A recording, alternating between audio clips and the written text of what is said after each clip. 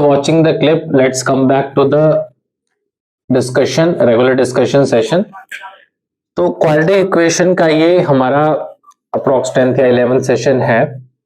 इससे पहले हम क्वाड्रेटिक इक्वेशन में काफी क्वेश्चंस एंड बेसिक्स को डिस्कस कर चुके हैं।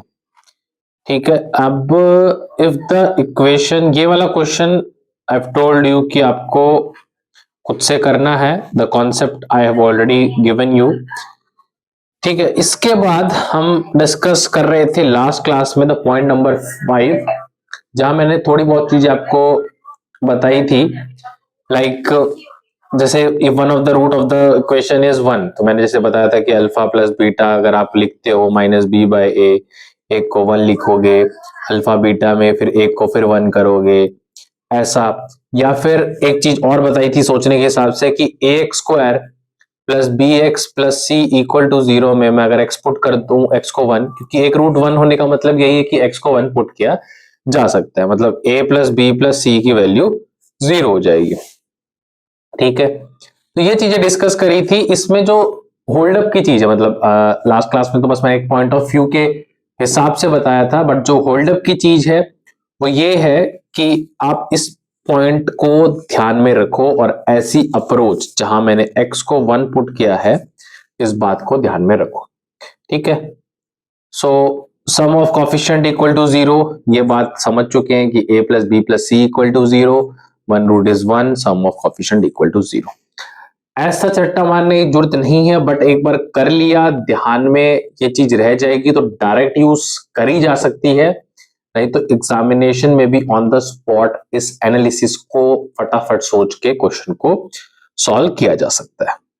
ठीक है, अब जैसे क्वेश्चन करते हैं, इफ मतलब आपके पास एक इक्वेशन दी है क्वाड्रेटिक हैव इक्वल रूट्स, तो इक्वल रूट्स चलो जो पिछला जो भी जस्ट पढ़ा उससे तो डायरेक्टली रिलेट नहीं है, बट एज सच मुझे पता है इक्वल रूट का केस होता है कि डी की वैल्यू 0, यानी कि डिस्क्रिमिनेंट 0, डिस्क्रिमिनेंट यानी कि बी स्क्वायर माइनस 4ac 0, और इस केस में आपका जो b यानी कि कोफिशिएंट ऑफ x है वो b माइनस सी का whole square minus 4a minus B into constant term यानी कि c माइनस ए, इसकी वैल्यू 0। देखो यहां जो b स्क्वायर माइनस 4ac लिखा है, इसका मतलब जो अगर मैं तरीके समझाऊं, वैसे तो आपको पता है, वो ये है कि कोफिशिएंट ऑफ b का whole square minus 4 times of coefficient of x square into constant term. उस हिसाब से समझो, ये यहाँ जो b है वो अलग चीज है। ठीक है, तो मतलब जो एक्सप्रेशन में b दिया है उससे कंपेयर मत करो, इस b को एक सिंबॉलिकली ही यूज कर रहे हैं। तो ऐसा करके जस्ट आप प्रूव कर ही पाओगे आई थिंक। एक बार आप इसको उस तरफ शिफ्ट कर दो, इधर मिल जाएगा आपको B square plus C square minus 2bc on the left hand side. Right hand side में 4 तो आपका आ ही गया, अगर मैं अंदर मल्टीप्लाई करूं तो ac minus A square, ac minus A square और minus B C plus A B, minus B C plus A B. ठीक है, ये सब चीजें हैं, हमें कुल मिला के प्रूव करना था, वो है 2a is equal to b plus c. देखो इसको अगर थोड़ा सा और फर्दर ऑब्जर्व करें हम चीज को, तो माइनस 4bc इधर जाके आपका यहाँ फिर माइनस 4a स्क्वायर भी है। देखो b प्लस सी, हाँ सब कुछ मैं इधर शिफ्ट कर लूंगा, B square plus C square plus 4a square हो जाएगा, जब वो इधर शिफ्ट होगा प्लस 4a स्क्वायर हो जाएगा। ठीक है, इसके अलावा यहाँ माइनस था, हमने इसको उधर शिफ्ट जब किया, B square minus 4 times of this is equal to, हाँ, और यहां आपको माइनस 2bc मिलेगा, माइनस 4ac मिल जाएगा, प्लस 4bc हो जाएगा, माइनस 4ab। तो ये bc वाला तो प्लस का 2, इसको मैं हटा सकता हूं। तो कुल मिला के जो एक्सप्रेशन है b प्लस सी माइनस 2a का अगर आप होल स्क्वायर करते हो वो बनेगा, तो यानी कि b प्लस सी की वैल्यू 2a यहां से आ जाएगी। इसी को आप खोल के देख लो, वैसे ऑब्जर्व से भी पता चल जाएगा, but this is a answer and the things is being proved up. ठीक है, तो ये सब जो अप्रोच है while doing the question develop करनी जरूरी है।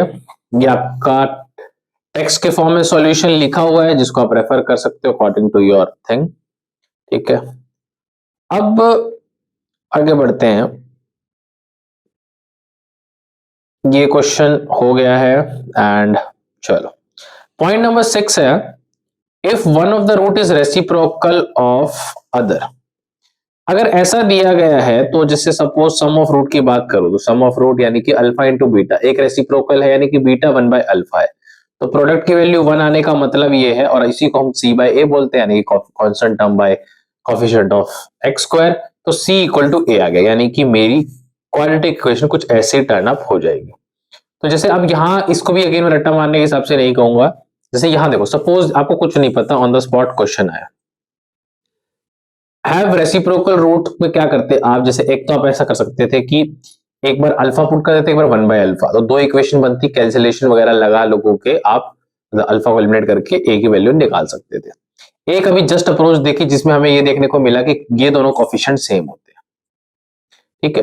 अब जैसे कि तो इससे एक अभी जो हैंड ऑन या फिर थंब रूल जो बना सकते हैं हम, वो ये है कि अल्फा इंटू बीटा c/a और alpha plus beta equal to -c/a, ये दोनों चीजें हैं, इनका बार बार यूज हो रहा है।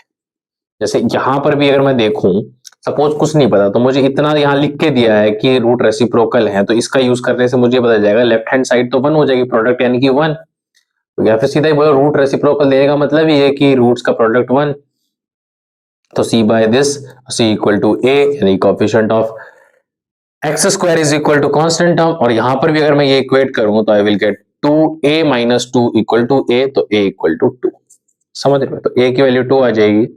दिस इज द थिंग, तो ऑन द स्पॉट भी ये है, और एक बार जब कर लेते हैं तो चीजें ज्यादा आसान लगती है, ठीक है। तो इस सेशन में लेट मी जस्ट चेक कितने मिनट का, 7 से 8 मिनट का हो जाएगा ये। इस सेशन में we are going to discuss only this much, rest thing we are going to discuss in the next session.